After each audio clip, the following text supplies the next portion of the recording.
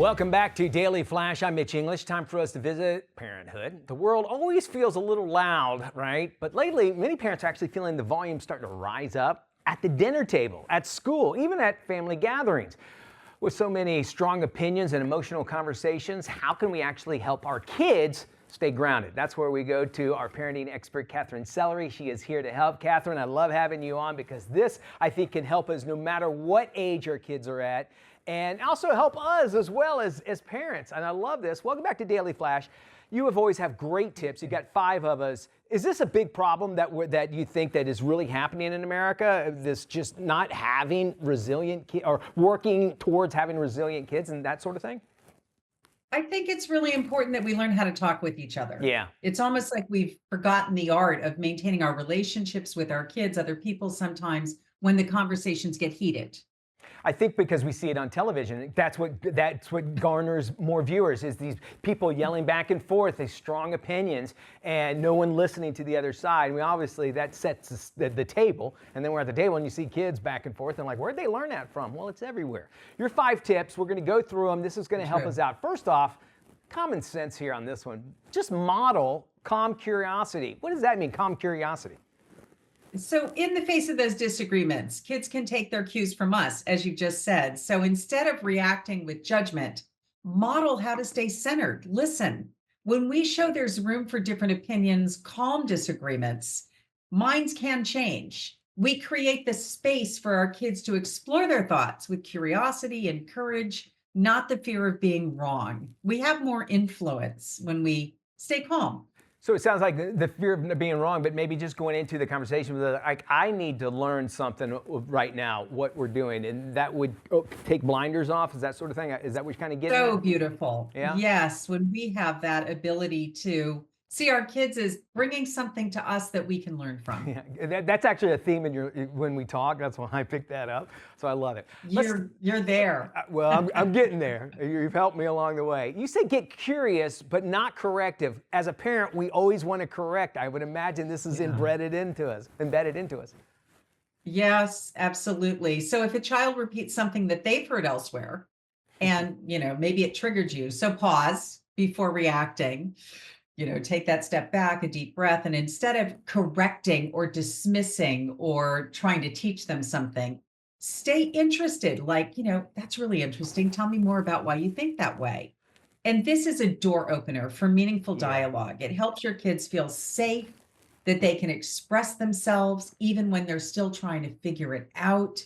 It keeps you in the conversation with them. So it's connection before correction. Ooh, very nice. That instead of eat, pray, love, that's what needs to be on everybody's living room, is that saying. I love that. That's really, really good.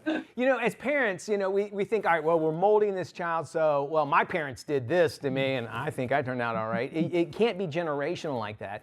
And sometimes when we find ourselves, imagine, arguing with our own kids about something, probably in the grand scheme of things, doesn't really matter. It's not really showing that maturity. And you're saying maturity is actually can be encouraged, right?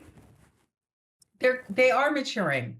Kids are maturing, every interaction, they get to choose how they show up, so do we. And it's natural and it's healthy to begin challenging ideas, but it's important to do so thoughtfully. So coming from an intellectual standpoint rather than a personal one, instead of saying that's not true, you could ask, what do you think that means in practice? Or how do you think somebody else might feel about that? And this keeps the conversation open and respectful without making them feel corrected or patronized or wrong for what they think. It keeps everybody in the conversation with curiosity, It makes sense. wondering. Indeed. My wife is so good at this next tip, and she's actually taught me, but it's set the tone for respect, and you got to do it early. What do we mean early? Early in the conversation or early in their life? Well, both actually. So, again, modeling it throughout their lives from little tiny ones, but in particular in this setting, it's in the conversation. So rather than laying down the rules, set the stage for respectful conversation by co-creating agreements with your child ahead of time. You could say something like, let's both try to listen all the way through before Ooh, responding.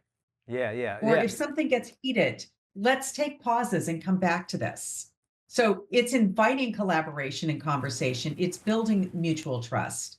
It's also building ways that we can have difficult conversations rather than just imposing control. All right. And finally, offering space to process but not escape. That seems like a natural one.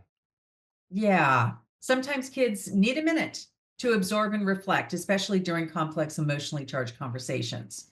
Create that safe strategy, the pause word, a gesture that allows them to step back without judgment. Let them know it's okay to say, I need a minute, so Very they good. can consider their thoughts, feel into their responses, rejoin the conversation when they're ready.